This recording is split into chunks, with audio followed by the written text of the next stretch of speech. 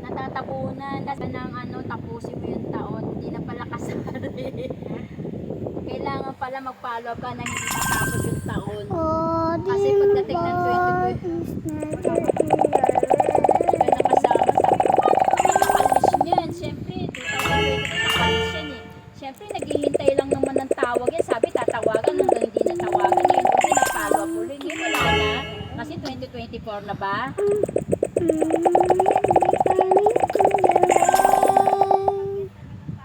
Alam ko na yun kasi ayun ba ang sinabi ni Ana. Sabi ni Ana, kasi po, kaya ko nalaman may kasi yung kasamahan ko nakakuha, pinacheck ko yung nakita yung pangalan ko, tapos pinasabi ng na wag daw iparating na lang daw, kakilala daw, wag daw iparating. Nagkataon po, ganun sabi ni Kuya, nagkataon po na tikit po kami nyo, kaya nasabi yung pangalan ko. Ay, hindi po kami ganun, sabi ko naman doon. Kasi yung sinabi sa kasama.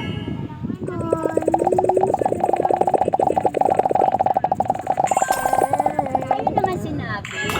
Ngayon, ang tanong sa kanya, bakit ngayon ka lang? Wala na yan.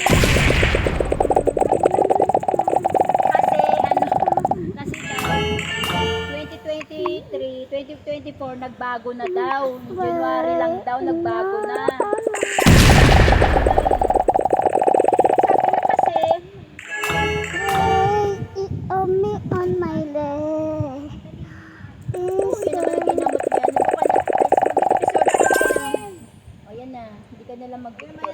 Lahat na rin yan naikot ko.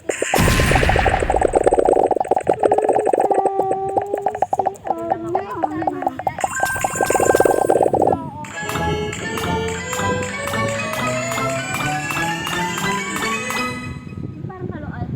Yung kulay orange. Lagay mo na dyan. Nasa 8,000. Oo, papahingal ako. Nahihilo na ako sa init.